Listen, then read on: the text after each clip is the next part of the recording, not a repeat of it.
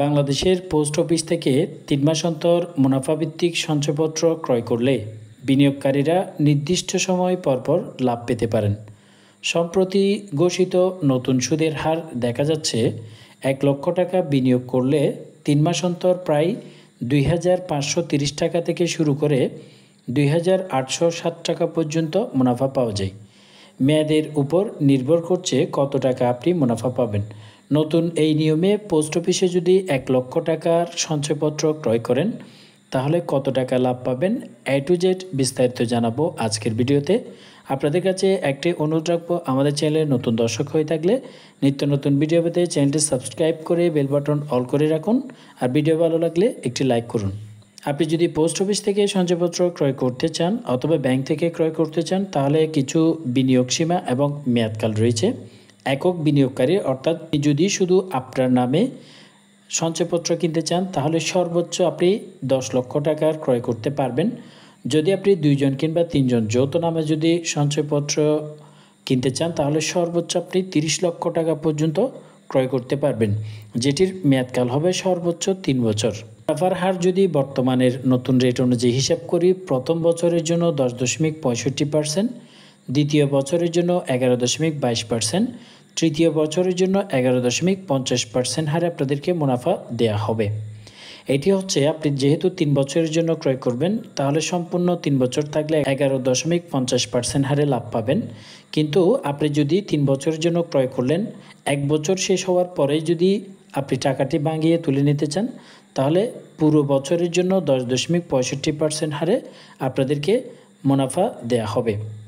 এবার আসি ৩ মাস অন্তর ১ লক্ষ টাকার সঞ্চয়পত্রে কত টাকা পাবেন। প্রথম বছরের জন্য প্রায় ২,৫৩০ টাকা পাবেন। এখান থেকে উৎস কর হিসেবে ৫% কেটে নেওয়া হবে। আপনি যদি ২ বছর পর্যন্ত রাখতে পারেন, ২ বছরে আপনি প্রায় ২,৬৬৫ টাকা পাবেন। এখান থেকেও ৫% উৎস কর বাদ দেওয়া যাবে। তৃতীয় বছরের জন্য প্রায় আপনি ১ লক্ষ টাকায় ২,৮৬০ টাকা আপনাদেরকে মুনাফা দেওয়া হবে। অর্থাৎ একজন বিনিয়োগকারী যদি পোস্ট অফিস থেকে ১ লক্ষ টাকার সঞ্চয়পত্র ক্রয় করেন তবে প্রতি ৩ মাসে তিনি গড়ে ২,৫০০ থেকে ২,৮০০ টাকার মতো মুনাফা পাবেন।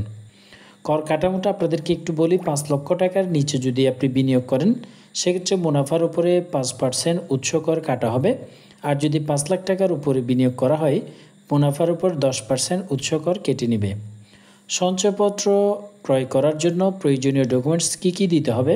আপনি পোস্ট অফিস কিংবা ব্যাংক থেকে যেখান থেকে এই সঞ্চয়পত্র ক্রয় করেন আপনার ডকুমেন্টস হিসেবে দিতে হবে যার নামে এই সঞ্চয়পত্রটি কেনা হবে তার ২ কপি পাসপোর্ট সাইজের ছবি, জাতীয় পরিচয়পত্রের ফটোকপি।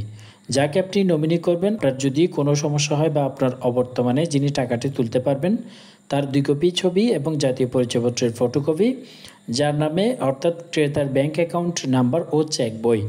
ব্যাংক অ্যাকাউন্ট নাম্বার আপনার সঞ্চয়পত্র ক্রয় করার জন্য অবশ্যই আপনাকে আগে একটি ব্যাংক অ্যাকাউন্ট থাকতে হবে, সেটি হচ্ছে সেভিংস অ্যাকাউন্ট। সেভিংস অ্যাকাউন্ট থাকবে এবং MSE এর চেক বই নেবেন, যেটা অনলাইনে ট্রানজ্যাকশন অর্থাৎ লেনদেন করতে পারবেন এমন চেক বই।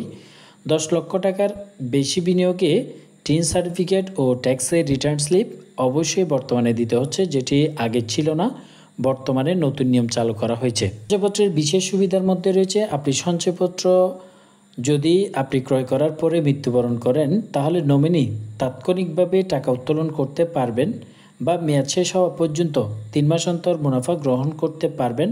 আপনারা বর্তমানে নমিনি পুরোটাই পেয়ে যাবেন। তো সঞ্চয়পত্রের এই হচ্ছে সর্বশেষ আপডেট। কত টাকার সঞ্চয়পত্র ক্রয় করতে চান সেটি অবশ্যই কমেন্ট বক্সে জানাতে পারেন, কিংবা যে কোনো তথ্যের জন্য কমেন্ট বক্সে জানালে আমি অবশ্যই নতুন ভিডিও নিয়ে আসবো। দেখা হবে পরবর্তী ভিডিওতে। আল্লাহ হাফিজ।